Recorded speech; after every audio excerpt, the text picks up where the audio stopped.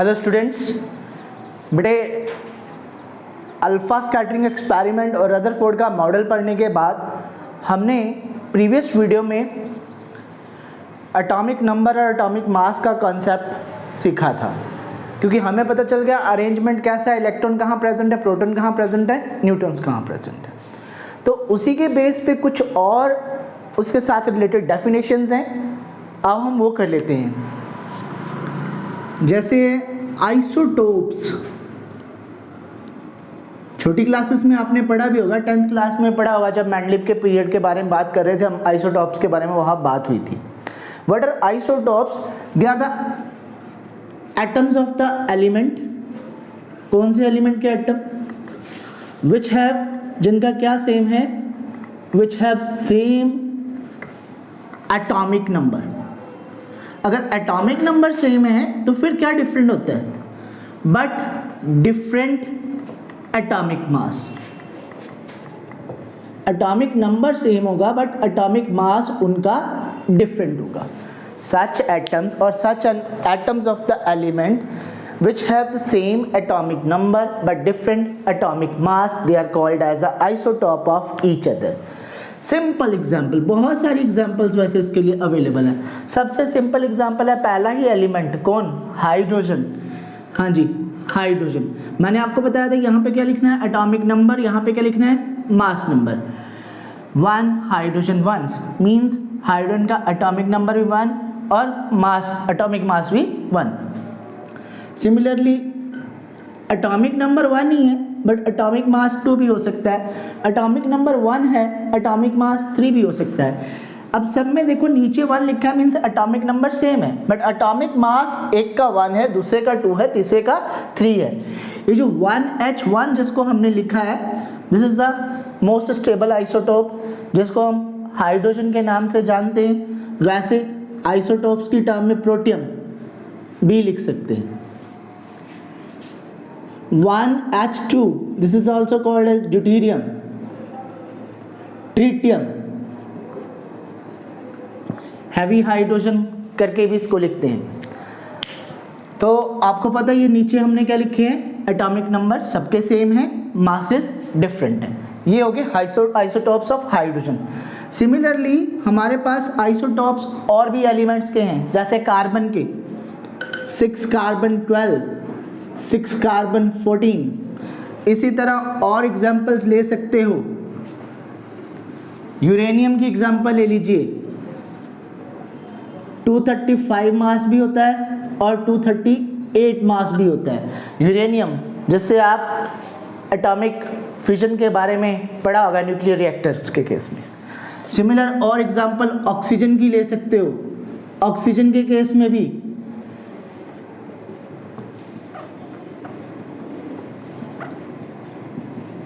3 isotope इसके exist करते हैं। इसी तरह क्लोरीन की एग्जांपल, बहुत सारी एग्जांपल्स आइसोटॉप्स की आपके पास हो सकती हैं।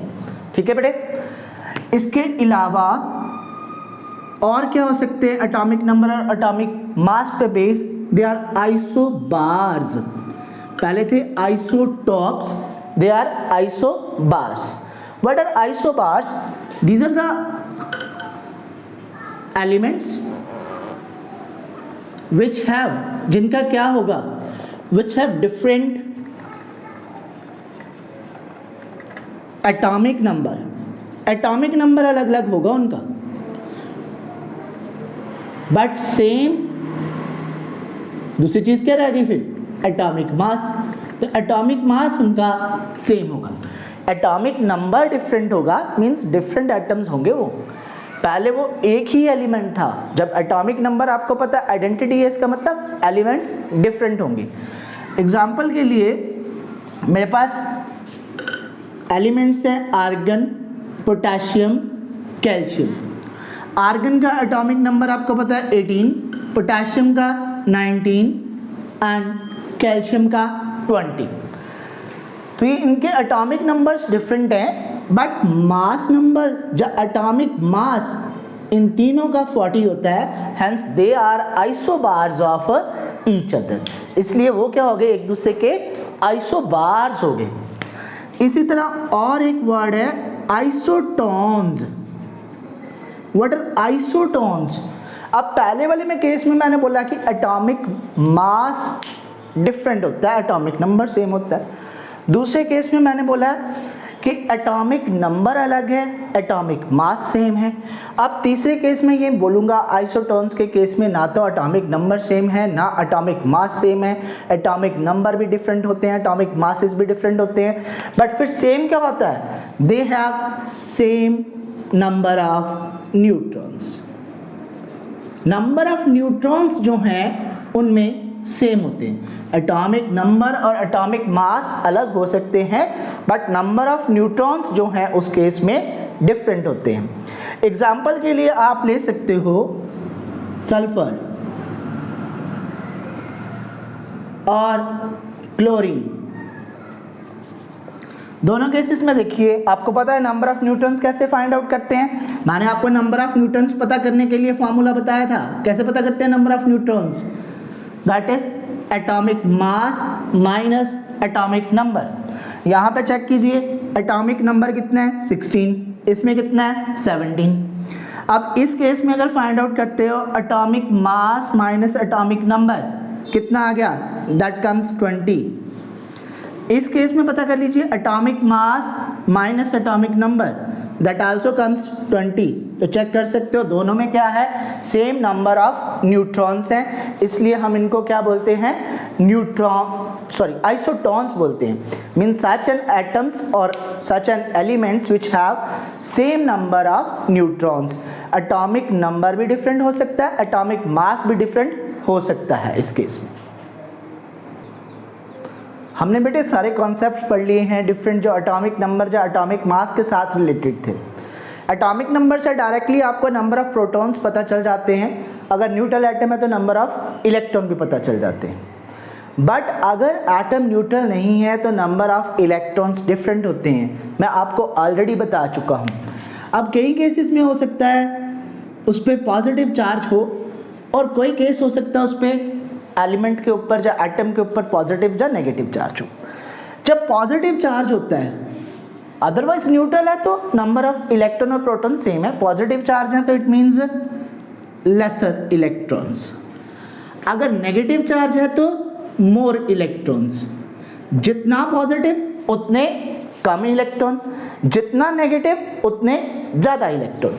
एग्जाम्पल लेते हैं कैलकुलेट करने के लिए एटॉमिक किसी का भी नंबर ऑफ प्रोटॉन्स इलेक्ट्रॉन वगैरह कैलकुलेट कर लेते हैं। सपोज आपको बोला जाता है क्लोरीन में कितने इलेक्ट्रॉन, कोई आइसोटॉप दे दिया आपको जिसका एटॉमिक नंबर 17 है, एटॉमिक मास 35 है, इसमें आपने कैलकुलेट करने हैं number of electron proton and neutron. Yes come on फटाफट, क्योंकि यहाँ क्या लिखा है? Z, इसका मतलब ये क्या है? Number of protons. तो नंबर ऑफ प्रोटॉन्स कितने होंगे फिर उसमें? 17। सिमिलरली नंबर ऑफ, क्योंकि न्यूट्रल है चार्ज कोई नहीं है, तो नंबर ऑफ इलेक्ट्रॉन भी कितने होंगे? 17। Number of neutrons, the number of neutrons calculate करने के लिए क्या होता है? That is A minus Z। A कितना है? 35। Z कितना है? 17। इसका मतलब इसमें कितने हैं जी? 18 क्या है यहाँ पे? न्यूट्रॉन्स। तो इसी तरीके से आप किसी और का ले सकते हैं। सपोज करो हमने ले लिया ऑक्सीजन का,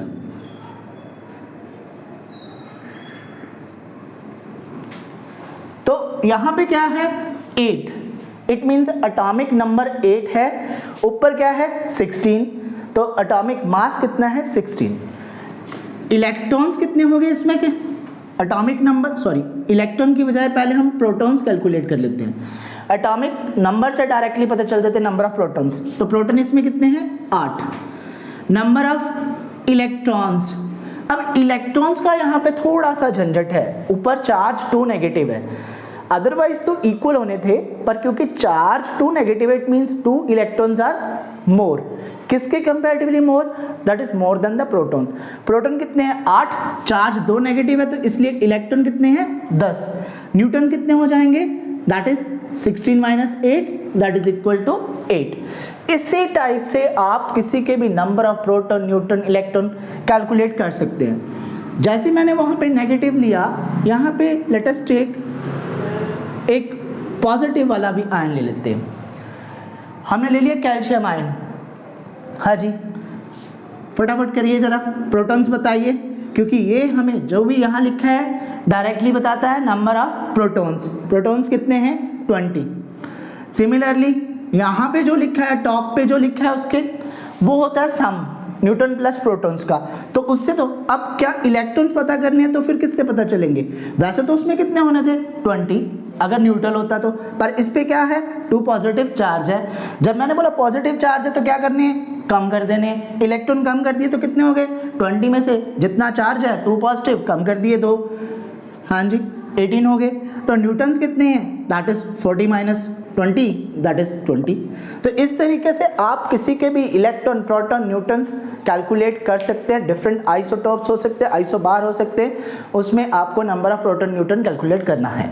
ठीक है जी, इस तरीके से आपने कैलकुलेट कर लेना है। हमने बेटे रदरफोर्ड का मॉडल पढ़ लिया, उसके बेस पे हमने अरेंजमेंट्स देख लिए, number of electron, proton, neutron करना सीख लिया। ये मॉडल काफ़ी देर तक ठीक लग रहा था, बट बाद में इसका फेलियर हो गया इस मॉडल का। कैसे वो मॉडल जो है स्टेबिलिटी ऑफ एटम को एक्सप्लेन नहीं कर पा रहा था, लेट अस सी।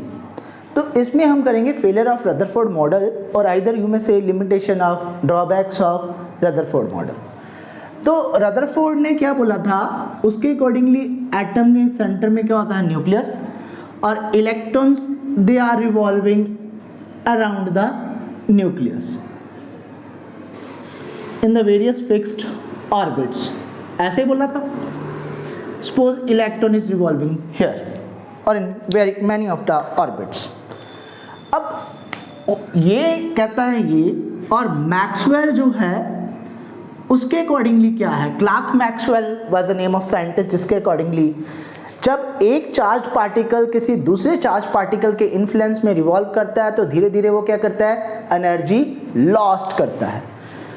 एक charge particle means atom, nucleus, nucleus में क्या है? Protons. Another charge particle electron, जो रिवॉल्व कर रहा है किसके अराउंड? इसके around.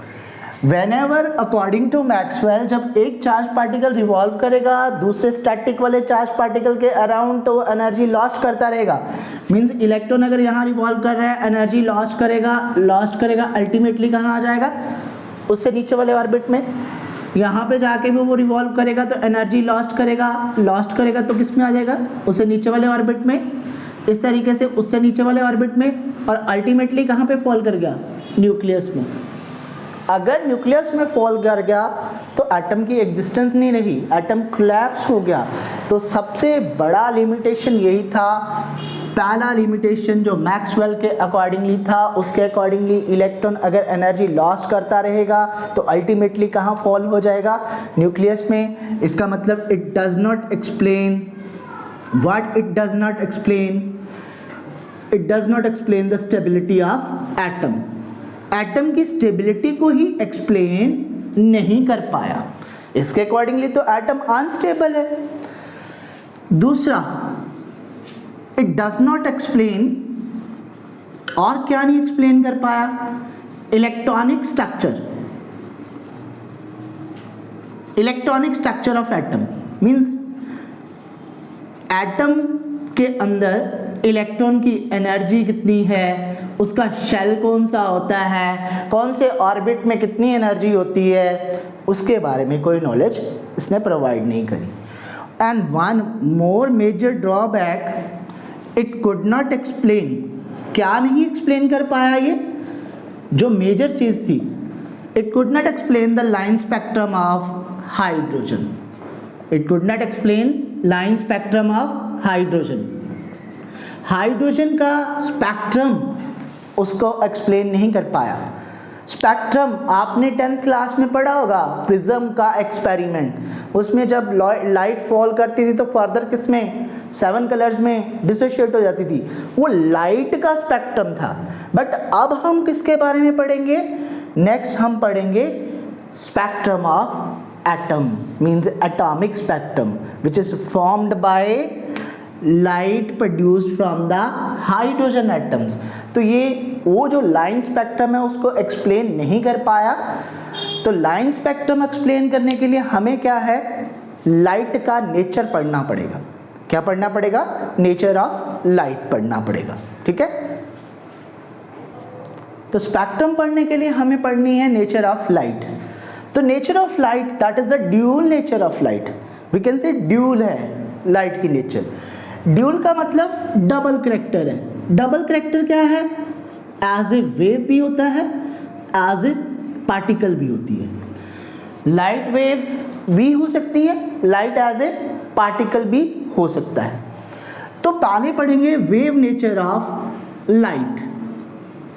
Wave nature of light, light की वेव नेचर को एक्सप्लेन करेंगे।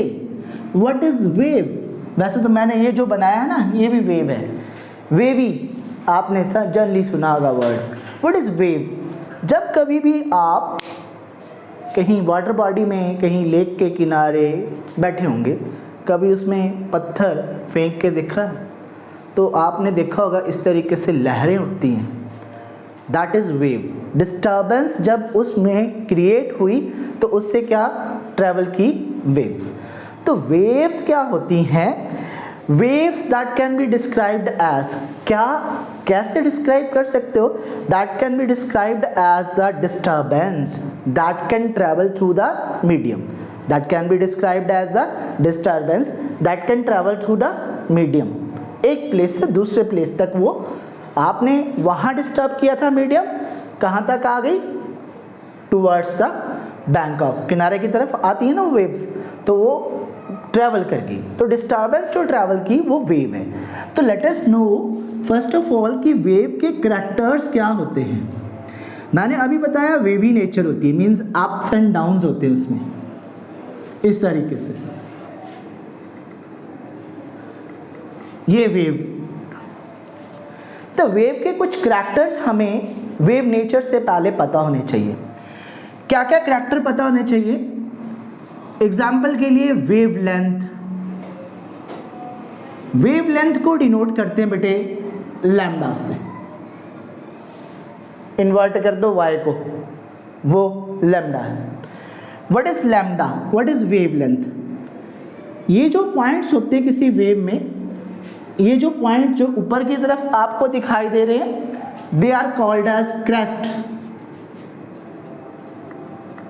और ये जो नीचे की तरफ दिखाई दे रहे हैं, they are called as troughs. उनको बोल देते हैं ट्रफ्स। तो इसका मतलब वेव में क्या होते हैं? Crest and trough. कोई भी दो क्रेस्ट के बीच की डिस्टेंस, जब कोई भी दो ट्रफ्स के बीच की distance, that is called as the wavelength. तो वेवलेंथ क्या है?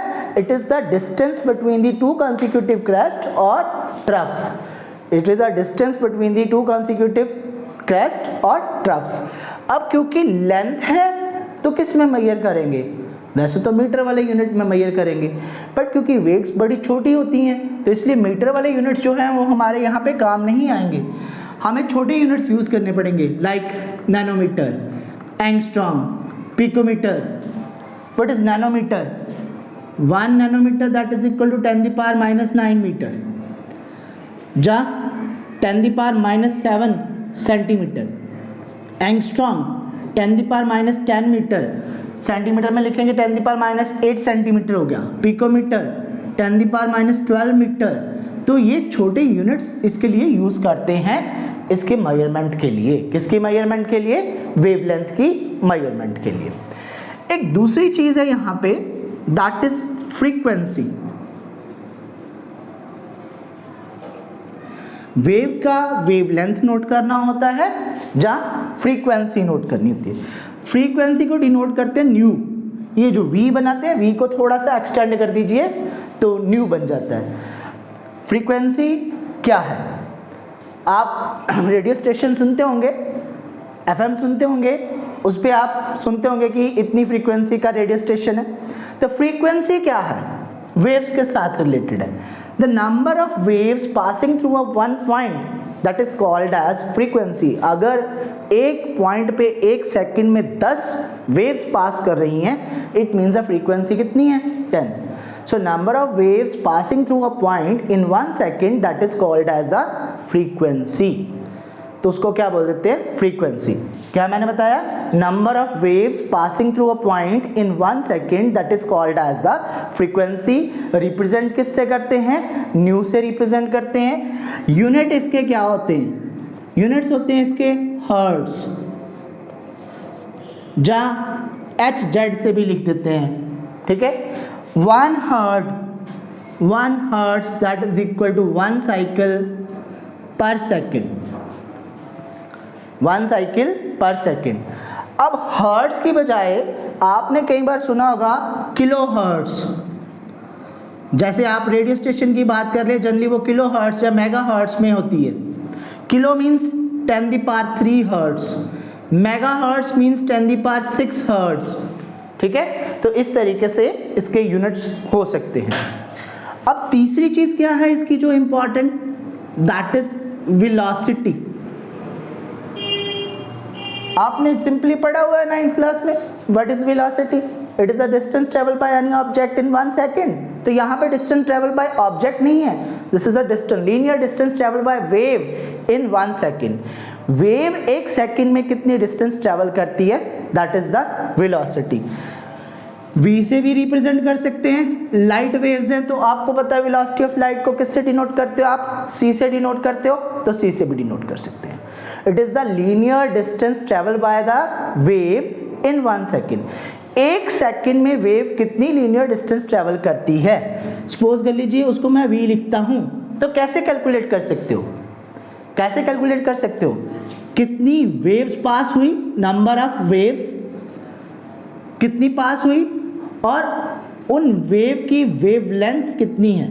तो नंबर ऑफ वेव्स कितनी पास हुई 1 सेकेंड में, उसको क्या लिखते हैं? अभी हमने पढ़ा, that is called as frequency.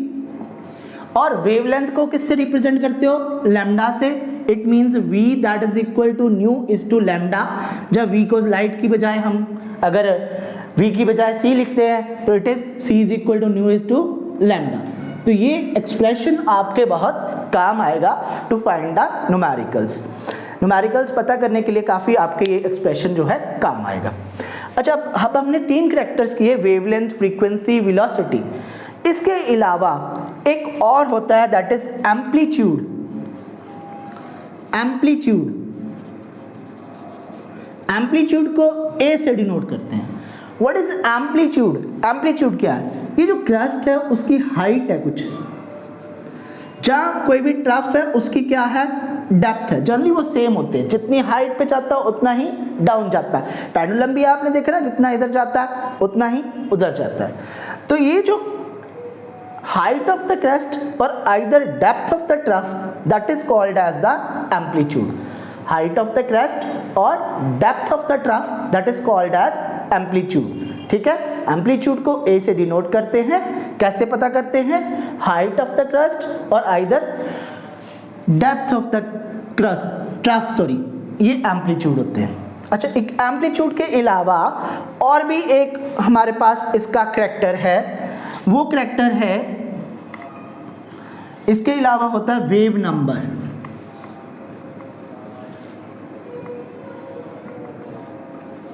Wave number को रिप्रेजेंट करते हैं न्यू बार से. न्यू के ऊपर, न्यू क्या था? फ्रीक्वेंसी के लिए यूज किया था ना, उसके ऊपर बार लगा देते हैं.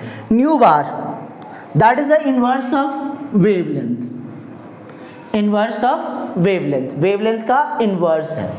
तो अगर उसके यूनिट सेंटीमीटर, मीटर, एंगस्ट्रॉम जो भी होंगे, इसके क्या हो जाएंगे? सेंटीमीटर इनवर्स या मीटर इनवर्स, इस तरीके से हो जाएंगे इसके यूनिट. इसके अलावा एक और करैक्टर है, 6th करैक्टर एक और है, that is time period. Wave का एक और करैक्टर है टाइम पीरियड. तो टाइम पीरियड जो है उसको बेटे टी से डिनोट करते हैं, कैपिटल टी. कैपिटल टी से टाइम पीरियड को डिनोट करते हैं. What is time period? Time period क्या है? That is the time taken by the wave to pass through a one point. किसी एक पॉइंट से पास करने के लिए टाइम कितना लेती है वेव, कितना टाइम लेती है वेव, उससे पता चल जाता है टाइम पीरियड. अगर आपने टाइम पीरियड कैलकुलेट करना हो तो t that is equal to what? T होता है किसके इक्वल बेटा, 1/न्यू।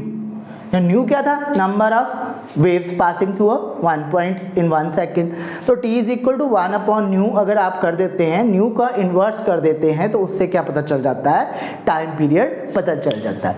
तो ये जब हमें नेचर पढ़नी है वेव की तो उसके क्या पता होने चाहिए, पहले वेव के करैक्टर पता होने चाहिए, उसकी वेवलेंथ लैम्डा से डिनोट करते हैं, फ्रीक्वेंसी न्यू से डिनोट करते हैं। फ्रीक्वेंसी के यूनिट स्पेशली हैं हर्ट्ज, वो पहले नहीं सुने होंगे, शायद 9th क्लास में साउंड वगैरह में सुने भी थे बट उस पर इतना ध्यान नहीं दिया होगा। Then that is velocity, wave number, time period, और ये स्पेसिफिक रिलेशन किसके बीच में रिलेशन है, between the velocity, between the frequency and तीसरी चीज क्या है, वेवलेंथ। इन तीनों के बीच का रिलेशन है। तीन चीजें इस रिलेशन में हैं, कोई भी दो पता हो, वैसे तो दो क्या, एक तो हमारे पास फिक्स ही है, आपको सबको पता होगा c कितना होता है, c is the velocity of light, उसकी वैल्यू आपको सबको पता होगा 3:10⁸ मीटर पर सेकंड होती है। तो बाकी एक ही करैक्टर और पता करना है, अगर एक और पता है तो थर्ड वाला क्या कर सकते हैं, आप कैलकुलेट कर सकते हैं। तो वेव नेचर पढ़ेंगे, पहले वेव के करैक्टर पढ़ेंगे, देन पढ़ेंगे हम कि वेव नेचर के लिए कौन कौन सी थ्योरीज हैं, ठीक है स्टूडेंट्स। अभी हमने थोड़ी देर पहले एक फार्मूला पढ़ा है, वेव के जो करैक्टर्स पढ़े उसके बेस पे वेलोसिटी, वेवलेंथ और फ्रीक्वेंसी के बीच का रिलेशनशिप, उस पे बेस कुछ न्यूमेरिकल देखते हैं हम। पहला न्यूमेरिकल है yellow light emitted from the sodium lamp that has a wavelength of, कितनी वेवलेंथ दी है, 580 nanometre. Calculate the frequency of the yellow light, means हमें क्या गिवन है, वेवलेंथ गिवन है, कितनी गिवन है, 580 नैनोमीटर।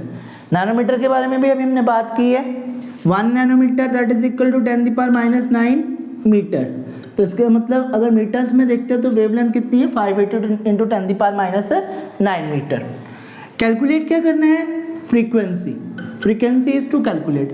अभी रिलेशनशिप पढ़ा that is c that is equal to nu is to lambda, ठीक है ना। तो हमें क्या फाइंड आउट करना है, न्यू फाइंड आउट करना है। तो न्यू फाइंड आउट करना है दैट विल बी c/λ। अब बहुत सारे लोग बोलेंगे कि c भी नहीं गिवन है, नहीं, अभी हमने थोड़ी देर पहले पढ़ा है c क्या है, वेलोसिटी ऑफ लाइट, और वेलोसिटी ऑफ लाइट कितनी होती है, 3:10⁸ मीटर पर सेकेंड। वो वैल्यू पुट कर देते हैं, 3:10⁸ मीटर पर सेकेंड। लैम्डा ऊपर हमने देख लिया, हमें गिवन है 580 मीटर्स में है। अगर आप ये सॉल्व कर लेते हैं तो इट विल बी 5.17, एक्सपोनेंशियल से छोटी क्लासेस में आपने सॉल्व करना देखे ही है, 10⁻14। अब मीटर के साथ मीटर तो कट जाएगा, बचेगा क्या अपने पास, सेकेंड इनवर्स। वैसे भी मैंने आपको बताया था कि यूनिट्स क्या हैं, सेकेंड इनवर्स है, किसके, फ्रीक्वेंसी के यूनिट। तो ये फ्रीक्वेंसी कितनी आ गई, इन येलो लाइट की फ्रीक्वेंसी आ गई 5.17 × 10⁻14 सेकेंड इनवर्स, और इतने हर्ट्ज या इतने साइकिल्स पर सेकेंड। सेकेंड न्यूमेरिकल भी यहाँ पे गिवन है, एक है numerical certain radio station broadcast on the frequency, क्योंकि मैंने उस टाइम पे एग्जांपल भी दी थी कि आप फ्रीक्वेंसी एफएम सुनते हैं तो कुछ फ्रीक्वेंसी पे होता है। तो यहाँ पे बात की जा रही है जो भी रेडियो स्टेशन है उसकी ब्रॉडकास्टिंग फ्रीक्वेंसी कितनी है, 980 kHz। HZ तो आपने पढ़ा था किसको लिखते हैं, हर्ट्ज को, के उसमें बात की थी किलो। तो means here frequency is given, कितनी गिवन है, 980 kilo hertz. 1 kilo that is equal to 10⁻3, it means 980 is to 10⁻3 hertz. इतनी वैल्यू दी हुई है किसकी, फ्रीक्वेंसी की। कैलकुलेट क्या करना, what is the wavelength of the radio station broadcasted, जो रेडियो स्टेशन ब्रॉडकास्ट कर रहा है वेव्स, उनकी वेवलेंथ कितनी है, वेवलेंथ क्या है, लैम्डा फाइंड आउट करनी है। सेम ही रिलेशनशिप लगाएंगे, इसके लिए भी कोई अलग रिलेशनशिप नहीं लगना है, that is c is equal to nu is to lambda. अभी हमें लैम्डा पता करना है, तो लैम्डा आल्सो इक्वल टू किसके इक्वल हो जाएगा, c/न्यू। c की वैल्यू फिक्स है, हमें पता है वेलोसिटी ऑफ लाइट की वैल्यू 3:10⁸ मीटर पर सेकेंड होती है, और हमें फ्रीक्वेंसी दी हुई है, कितनी दी है, दैट इज 980 किस में है वो, हर्ट्स में, जहाँ आप उसको किस में लिख सकते हैं, सेकंड इनवर्स में, ठीक है। ऊपर में metre per second, that is second inverse ही है ना, सेकंड इनवर्स कट जाएगा, अब वैल्यू किस में रह जाएगी, मीटर में रह जाएगी। इसको मैं इस तरीके से लिख सकता हूँ 3/98। एक पावर इस पे इंक्रीज कर देते हैं, ये 10⁴ बन जाएगा, तो अगर उसको 8 के साथ सॉल्व करते हैं, डिवाइड करते हैं, तो दैट इज 10⁴। तो 3/98 अगर आप इसको सॉल्व कर लेते हैं और पावर्स को भी सॉल्व कर लेते हैं, तो ये आएगा 308 मीटर्स। 308 मीटर्स। क्यों? सेकंड इनवर्स और सेकंड इनवर्स कट गया, आपका आंसर किस में रह गया, मीटर्स में। तो इस तरीके के आपके न्यूमेरिकल्स आ सकते हैं जिसमें आपको दो फैक्टर्स गिवन है, दो फैक्टर आपको हो गए, एक ही फैक्टर गिवन है, सी तो ऑटोमेटिक फिक्स है, तो इसलिए दो फैक्टर गिवन है। एक में आपने फ्रीक्वेंसी कैलकुलेट करनी थी, दूसरे में वेवलेंथ कैलकुलेट करनी थी। इसी तरीके से मे भी आपको वेव नंबर कैलकुलेट करने आ जाए, वेव नंबर कैलकुलेट करने आ जाए, टाइम पीरियड कैलकुलेट करने आ जाए, टाइम पीरियड दिया है तो उससे फ्रीक्वेंसी कैलकुलेट करने आ जाए, वो रिलेशंस मैंने आपको ऑलरेडी बता दिए हैं। Thank you.